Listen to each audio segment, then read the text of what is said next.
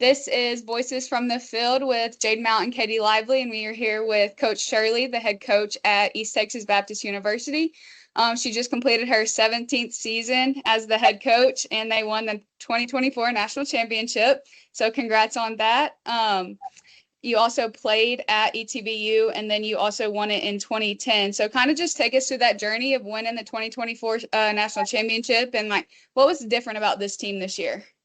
Yeah, so I'm not sure how much you guys know background. So we actually hosted the national championship last season. So in 2023, we put in a bid back when I was on the committee and got the opportunity to host it last year. Well, we had a decent season last year, but ended up, getting beat out at regionals and, end up being here working the national championship. We had some of our local players actually that were working it too. And I can remember thinking back to that time, just the girls watching them watch the games, and you could see that the wheels turning and it ignites something in them. So kind of fast forward to our first team meeting, and we were kind of talking through what it looked like. At that point, we got a call in probably August, I believe, requesting that we host it again in 2024. So the place that was supposed to host it ended up having to pull out, and so they contacted us about hosting it again because we were not supposed to. So we knew going into the season that the championship was going to be here again, and they had another opportunity to play for national championship on their home field. So in that first team meeting, one of the things that they really talked about was just the experience of watching it and not enjoying watching people win a national championship on their field, but them just feeling like they were as good as any of the teams that were out there. And so that kind of ignited something in them. As far as changes from the season before to this season, we brought in a quality freshman class. We had a couple of transfers that came in. But one of the great things about this team, this is probably the largest team that I've ever had, but and the deepest team that I've ever had, which with that, you typically see problems. I mean, it's hard to keep people happy and invested in different roles and things like that.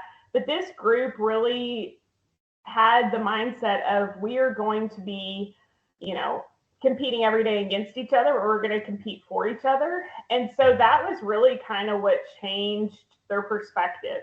We had so many girls that were willing to buy into roles, girls that, could have been one of the best players on other teams, and they're playing, a pinch hitter role or, third, fourth pitcher role. So these girls just really bought into, when their moment came, making the most of it and just being complete team people. And that completely changed what we were able to do. But the biggest thing, I think, was, man, they had fun.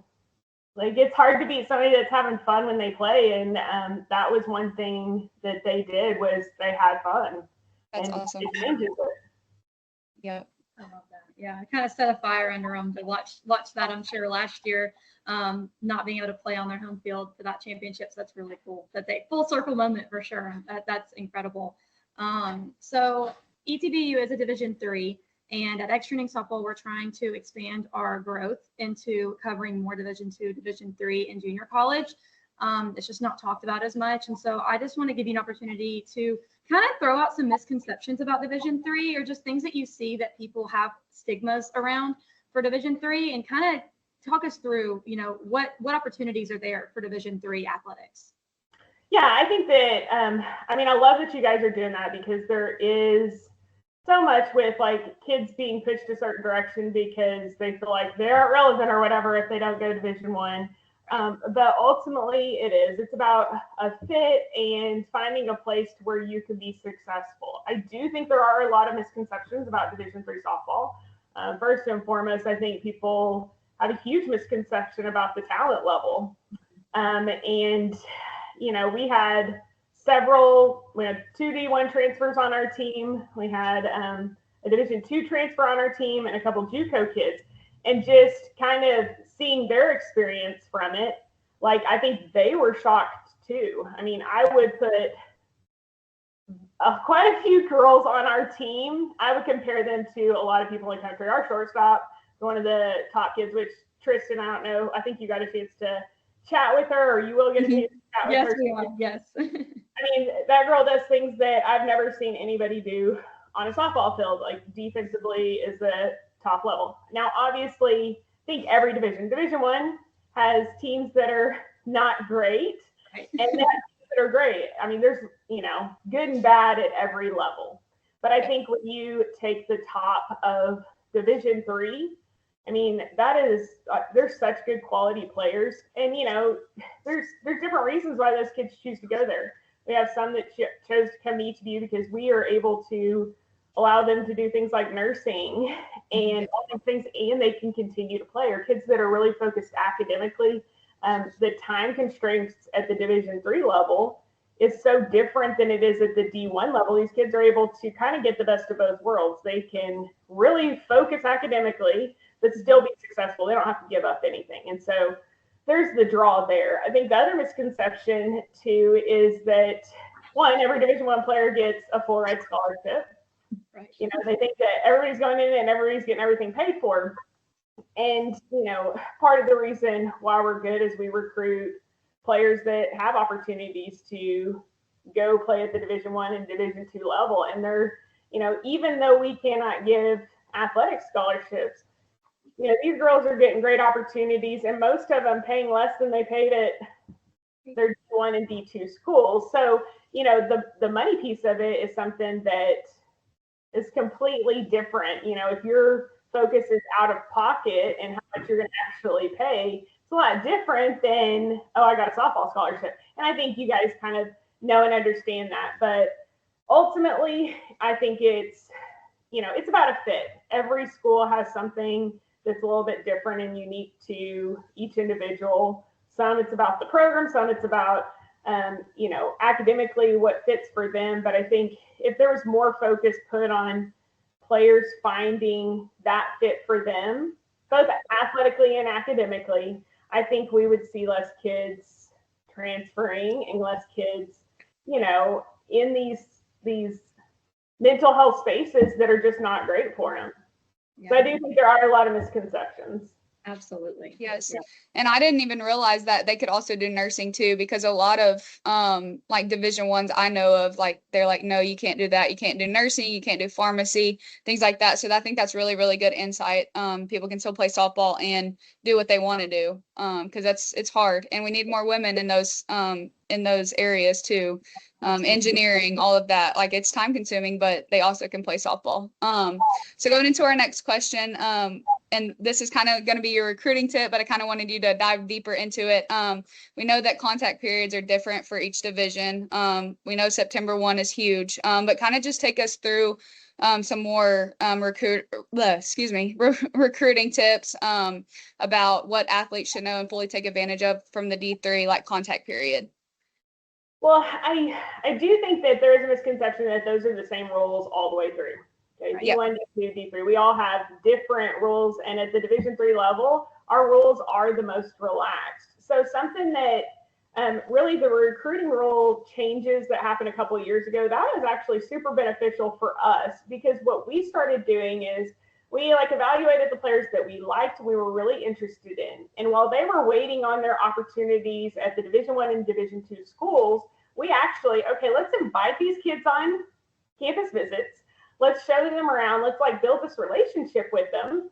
And we're the first impression that they have. I know for Jayden, I don't know how long it's been since you've been around our campus, but we have one of the top facilities in the country at any level. And I think there's this mindset of, it's a D3. They're they come in here and these kids are really impressed. So they get to kind of have that, this is my starting point, and then they can go on from there. And so it opens up opportunities for them to actually consider us as they're waiting for the other opportunities.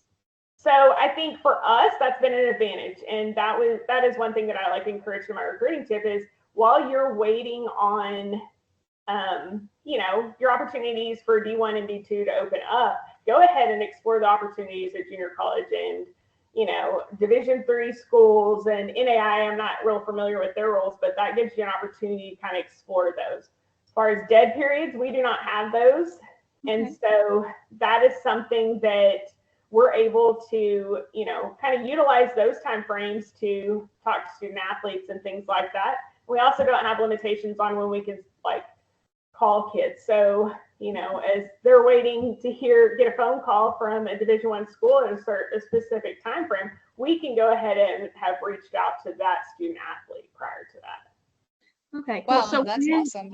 Yeah, I have a question. When can these athletes, when can they reach out to Division III? Is there a time, or can they reach out starting whenever? They can reach out at any point, and we can have communication with them at any point. It's the off-campus contact that I think at the end of their sophomore years when we can have off-campus contact.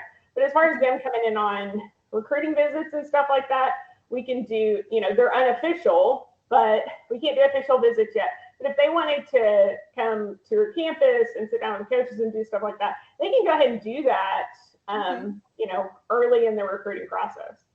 Cool. That's good to know. That's cool. So people that are watching, if they are interested in Division III, they don't have to wait. So just kind of going off of recruiting, for anyone that's in the recruiting process now or is about to enter in the next few months or even the next year, what would you tell them? Why Division III? Why should they consider Division III if they're open to all levels and they really want to get a good understanding of all three or all four, I guess 5 levels of junior college and NAIA? Why Division III? What would be your selling pitch in terms of why choose that division? Well, I do think that there are a lot of great opportunities at Division III, but I think my main focus would not necessarily be on why Division III, but finding the fit that's for them and not pigeonhole them. I want to play at this division or this division.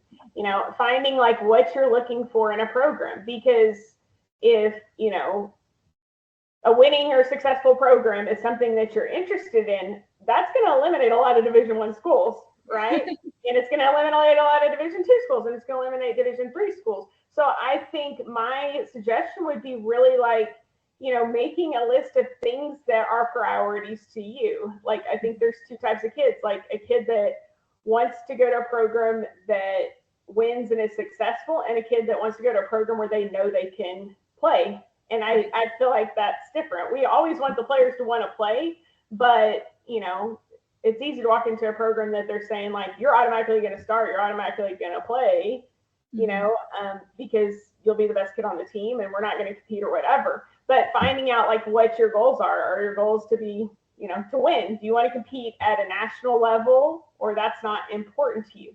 The next thing is, academically, it's so hard because so many people have that far down on the list of where you're at. And really, in the grand scheme of things, these 4 years help prepare you for the next 40 years. I would say our program is very intentional of developing whole people. Ours is about building them as leaders and growing them in their faith and all these things. We feel like it helps them be more successful on the field, but it's also to prepare them for the next 40 years. So is that the experience that you were looking for, or does it look something different? And how the academic piece plays into that. We do have a lot of success with kids that are wanting to go into these high academic things. That's why you see a lot of these high academic schools like MIT, Tufts, Emory. They're all Division III schools, because they've been able to create this balance at the Division III level to where these players don't have to give up something that they love. They can still compete at a very high level, and a lot of those schools are good. Tufts was in our national championship this last year. MIT is always a great program. These are very high academic schools to where they can compete at a high level, but also not have to give up what they are wanting to do academically and still be successful. We have a very, very limited fall. And so those players really get an opportunity to focus on, things that they need to. Our kids are taking labs. We've had so many that have worked internships. Some have worked at the hospital, different things like that. And it's opened the door for them to get into post-grad programs. Whereas if you're playing at a different level, that's not necessarily, you aren't going to have the time to be able to do that, right?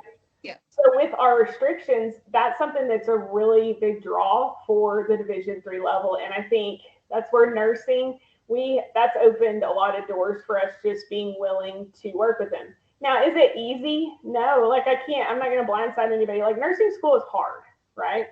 But at this level, we are able and willing to work with them and like kind of have a partnership with them and, allow them to be successful in both areas. And that's something that we can do. So I would say like making your list, big school, small school, big town, small town, location, how far away from home you are.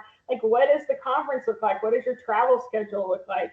There's so many factors that go into it that I think that a lot of people don't really like think about. And I also encourage people to, go on more visits. Even the players that are coming to visit our campus, I want them to go on other visits because I want them to know that ETBU's the right place. And they only know that if they know that the other places are the wrong place. Absolutely. Yep. So go on as many visits as you possibly can because you'll never know unless you go on the campus. You never know what you're going to miss out, and you never know the opportunity, because ultimately the more information you have, the better decision you can make. And if you make a informed decision, you're more likely to be at that school for a longer amount of time. And that includes going on the campus, but also talking with players on the team. Yeah.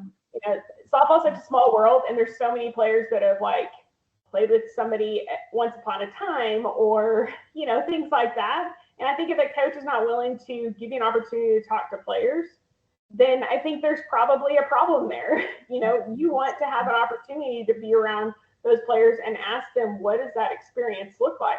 Every place is going to have their good and every place is going to have their bad. It's like what your focus is and what you're willing to consider as an important piece of it.